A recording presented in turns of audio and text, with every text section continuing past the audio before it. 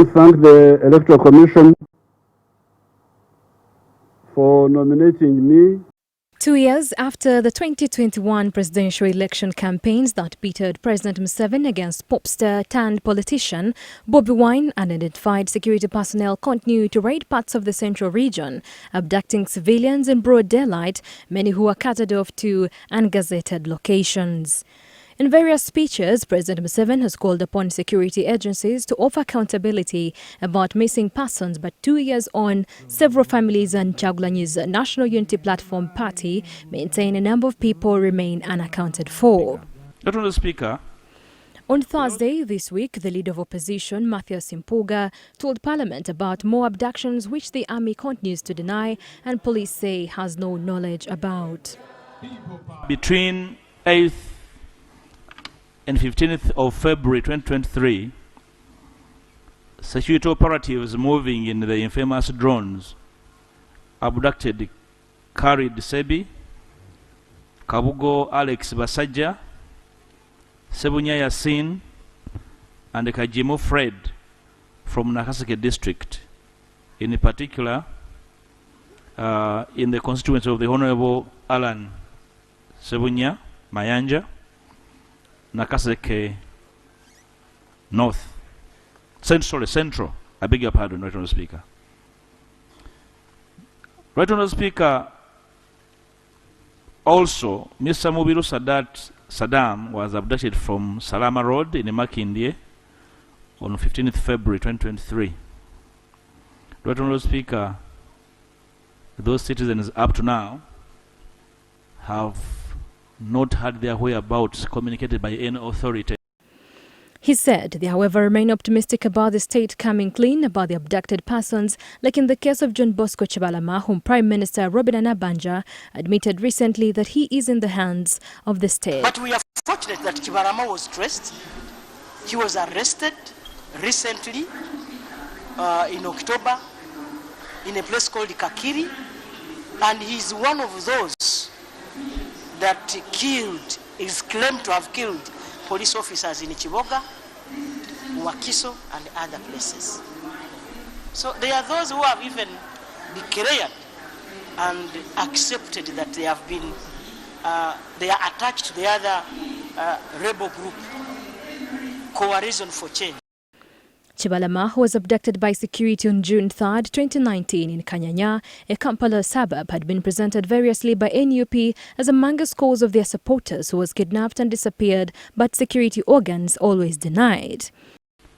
Mr. Chibalama left behind a very young family, and for 2.5 years, he's not been seen. Now that the Prime Minister of the Republic confirms that he's in police custody wherever he is, I would gladly escort her to go and see Chibalama, Right Honourable Speaker. It is not clear why Chibalama and others held in Communicado are yet to be arraigned in court. So was President Museveni's earlier directives on abducting civilians in vain?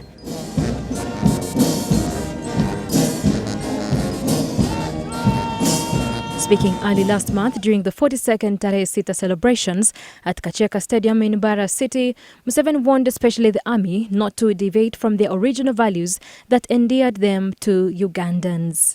People being desperately fed up with the brutality and non-accountability of the old armies, the colonial army, Uganda army, and the other one, UNLA. So you UPDF must be very careful. You must never adopt the habits of these old armies. Brutality, corruption.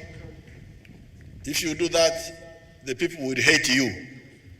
A report released on February 17, 2023 by United States Institute of Peace USIP, a Washington-backed think tank, details that such brazen acts of security agencies are merely a continuation from the past regimes of Amin and Obote, whom President Museveni has on numerous occasions derided. The report details, and I quote, "Overall, the role of security forces in regime survival has become far more entrenched in post-1986 Uganda. The regime is characterized by both continuity with and marked departure from previous regimes. Political uses of the armed forces have deepened, but in a context where the same elites who recrafted the sector, the rebel leaders and state leaders, remain in power. New security personnel are beholden to the same top leadership. The United States Institute of Peace was established by Congress 39 years ago to promote research and policy analysis on international peace and conflict resolution. The report on elite capture and corrosion of security sectors of 4 countries, Uganda, Afghanistan, Ukraine and Mexico, was released in February on the sidelines of the annual Munich Security Conference in Germany. I have given you today a summary of the record. The recently U.S. intelligence agency CIA declassified files revealed that President Obote in the early 1980s, frustrated by the brutality of the army and his inability to control it, departed from his customary silence on such events and publicly condemned the incident. But condemnations turned into rhetoric. During the early years of the NRM regime, a commission of inquiry was set up to look into the cycle of violence that plagued Uganda from 1962 to 1986. The late Justice Arthur Odero-led Commission of Inquiry report, The Pearl of Blood, submitted in October in 1994, detailed in grim the suffering many Ugandans underwent. According to the Commission's findings, and I quote, the armies in particular were anti-people, indisciplined, consisted predominantly of certain ethnic groups in and outside Uganda, were loyal to and supported only leaders coming from the areas where the majority of the soldiers originated, rather than the nation and the state of Uganda, were led by officers and consisted of men who had little or no formal education, were completely ignorant of their duty to respect, protect and promote. 29 years later, the United States Institute of Peace report released last month noted that after Museveni came to power in 1986, his regime continued earlier practices while introducing new ones, practices that for the most part cemented the role of security forces in regime survival by fusing military and political elites. The 208-page report details that, and I quote, ethno-regional allegiances have evolved in the post-1986 Uganda as the groups dominating the military and politics have fused, with however one group remaining dominant. Researcher and journalist Timothy Kalyagira told that USIP's findings are not surprising. That we have a state that is nominally political, is normally a constitutional republic, but the underlying power behind this NRM state is the military, and this military has been weaved one with the ruling party and essentially runs the state. So it's a pseudo-democratic state, hardly surprising to anybody. The U.S. report further details that the elite capture of the security sector has a range of implications that include stifling democratization and consensus building on the most pressing political issues such as nation building, national reconciliation, and presidential transition. If you're an autocrat, you look at your security forces very differently than you will in a consolidated democracy. Those security forces, they've got guns, and that can end your rule, which you don't want to give up. So yeah, they look at those forces in a quite different way. And then how do they ensure the coup-proofing? One is to create a dysfunctional security apparatus. So I'll create a National Guard force that has guns and reports directly to me, and a police force that's separate, reporting directly to me, and I'll create a very strong intelligence system that's reporting directly to me. My main military force, that's one, and we see that in many countries. Another is just to use your security forces then, who's got the guns, and make sure that they're very happy through then the patronage that you're giving. As such, the roles of political engagement are so entwined with the military, and the NRM under position cannot navigate political disagreement without an implicit threat of violence. The report says, and I quote, they are trapped in warlike political struggles and have no consensus on the rules of engagement.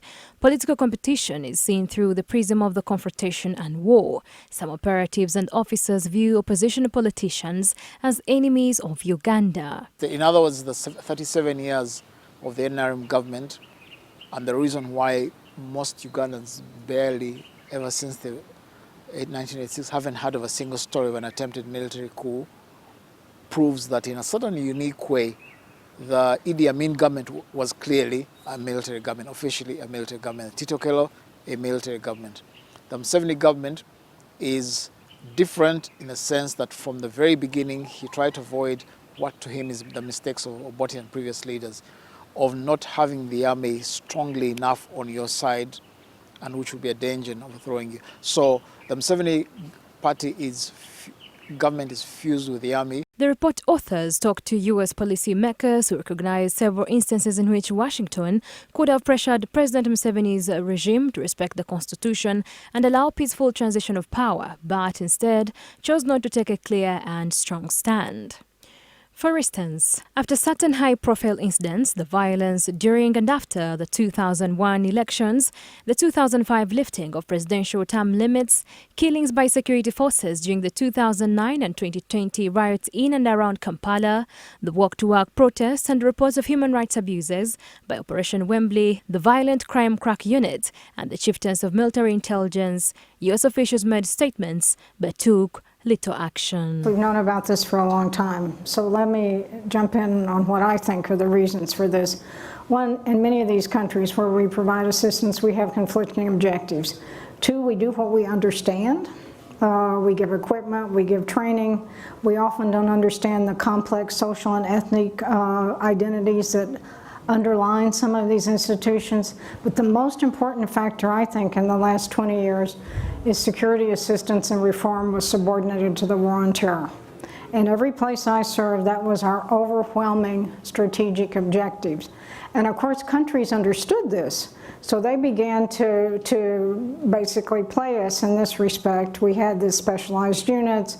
They would change their own legislation, often to mask repressive techniques under the guise of counterterrorism. The report notes, and I quote, "In hindsight, U.S. policymakers recognize these incidents as inflection points, lost opportunities for engaging Uganda more firmly and forcefully on sensitive issues." And as many around the world believe, and as the report itself indicates, the NRM government has managed to live on this long in power largely because of either the overt support of the West, especially the US, in training our troops, funding our troops for the wider counterterrorism operations in the region, especially after the 9/11 attacks in September 2001. But as the report itself indicates, and even if it doesn't indicate it, as we all know, but if you need this subcontractor to handle your security and counterterrorism activities and surveillance in the region, then, well, if that person uses that same power you've given him, the equipment and the training and the diplomatic cover to oppress the opposition, now of course it's a painful contradiction. You wish him to have a more level playing field for domestic democracy, but you also need him as a contractor. So yes, as you said, you turn a blind eye. Taking a longer view, the report further notes that, and I quote, "And given that random occurrences like mutiny, assassination, or President Museveni's incapacitation or death in office could dramatically alter elite dynamics, the United States could also invest in preparing security officers for a post-Museveni Uganda." Museveni is not exactly in his 40s anymore, and his government is even not as cohesive as it was before. So I think they might be forced to learn from history, especially the Arab Spring, and quietly negotiate or pressure a transition that removes Museveni without Uganda descending into total chaos. That means you need to essentially separate his family from the ruling party, a bit like what happened in Zimbabwe. You have this military coup in which Robert Mugabe, the president, and his wife Grace Mugabe, head of the Women's League of the ZANU-PF, are removed, but the party remains in power, and Zimbabwe is stabilized with most of the machinery infrastructure that existed since 1980, but the figurehead president is gone. That's what I see, and I think if there's anybody who's going to help the West, and especially America, with that decision, it's going to be Muhoozi's own tweets. Because if you're a person in Washington or anywhere, even the region, just seeing what the president's son tweets, you'll be thinking, okay, Museveni has his weaknesses, but is this the person we want as a successor? This person who shuts his mouth off? This person who reveals all these family secrets? This person who's always antagonizing neighboring countries, especially Kenya? This person who just every single day you wake up, you don't know what he's going to say. Basically, another Idi Amin. Separately, the report authors established that Uganda's security sector has been manipulated to negotiate regime survival with the international community and specifically dubbed the Uganda-US cooperation as a double-edged sword. The report notes, and I quote, "The United States and other Western powers keen to maintain reliable partners in the war on terrorism have supported Ugandan forces deployed in Somalia since 2007. More broadly, U.S. emphasis on security and stability has inadvertently contributed to the militarization of Ugandan politics and buttressed the regime against its opponents. Although the war on terrorism has shifted to countering violent extremism, the imperatives in this region have not fundamentally changed. Efforts to strengthen the security forces have had serious consequences, facilitating political repression internally and military adventurism externally." I don't actually think corruption is the primary driver of elite capture. I think it's super important, but the more important one is holding on to political power. And it's great to have money and funnel resources to your friends, but you funnel resources to your friends who can help you retain power, because let's be honest, in many of these countries, losing power has lethal implications too. The United States gives Uganda nearly $1 billion each year, mainly for health and security support. In return, Uganda does security legwork in the region, more significantly fighting Al-Shabaab in Somalia and playing its diplomatic power favorably at international fora. U.S. diplomats often opine that Washington's donor support to Uganda is meant to uplift the well-being of citizens. Point out that when we talk about our relations here, we engage with government, we talk about things that we have in common, those areas where we might differ, but also so much of our relationship is about our relationship with the Ugandan people in health, in education, in agriculture, and so many other sections. So I think you have to really think about the entire relationship and look at it in a holistic manner.